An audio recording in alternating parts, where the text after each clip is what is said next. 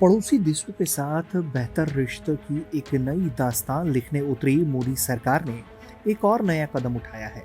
भारत और बांग्लादेश के विदेश मंत्रियों की अगुवाई में संयुक्त सलाहकार आयोग की बैठक हुई, जिसमें दोनों देशों के प्रधानमंत्रियों की अगुवाई में होने वाली शिखर सम्मेलन की जमीन तैयार की गई। नेबर फर्स्ट की नीति पर बढ़ती मोदी सरकार बांग्लादेश के साथ रिश्तों में नई गर्माहट लाने की कोशिशों में जुट गई है और ये मौका बांग्लादेश भी नहीं छोड़ना चाहता। तभी तो उसने आयोग की बैठक में भारतीय पक्ष के सामने कई मांगों की सूची तक पेश कर दी। इस लिस्ट में शामिल प्रमुख मांगों में से उनकी मांग ये है कि जब भी भारत प्याज जैसे आवश्यक वस्तुओं के निर्यात पर रोक लगाए तो इसकी सूचना ढाका को पहले से उपलब्ध करवाए, ताकि वो अपनी व्यवस्था कर सके। और बांग्लादेश की दूसरी अहम मांग ये है कि बांग्लादेशी कंपनियों को भारत में निवेश के समान अवसर प्रदान किए जाए।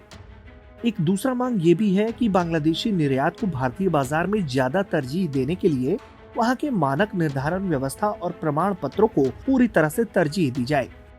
साफ्टा के तहत भारत बांग्लादेश में निर्मित उत्पादों को बगैर शुल्क के यहाँ के बाजार में उपलब्ध कराया जाता है। साल 2018-19 में बांग्लादेश ने भारत को $1 अरब का निर्यात किया था। ढाका ने नागरिकों को भारत में चिकित्सा वीजा और दूसरे वीजा देने की प्रक्रिया सामान्य करने का भी आग्रह किया है। दोनों देशों के प्रधानमंत्रियों के बीच होने वाली बैठक से पहले बांग्लादेश ने भारत से रोहिंग्या शरणार्थियों को लेकर भी मदद मांगी है। भारत जनवरी 2021 से संयुक्त राष्ट्र सुरक्षा परिषद का अस्थायी सदस्य बनने जा रहा है। विदेश मंत्री AK अब्दुल्ला मेमेन ने कहा है कि भारत अपनी नई भूमिका में रोहिंग्या मुद्दे का स्थायी हल निकालने और शरणार्थियों को म्यांमार लौटाने में मदद कर सकता है। विदेश मंत्री S जयशंकर ने उन्हें आश्वस्त किया है कि भारत भी यही चाहता है।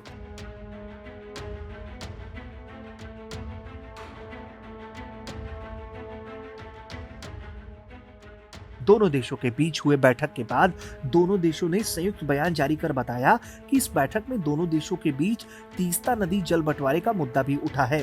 दोनों तरफ से अंतरिम समझौते को जल्द से जल्द लागू करने की सहमति भी जता दी गई है।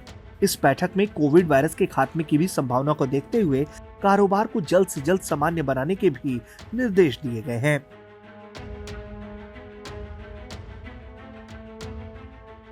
ब्यूरो रिपोर्ट, भारत तक।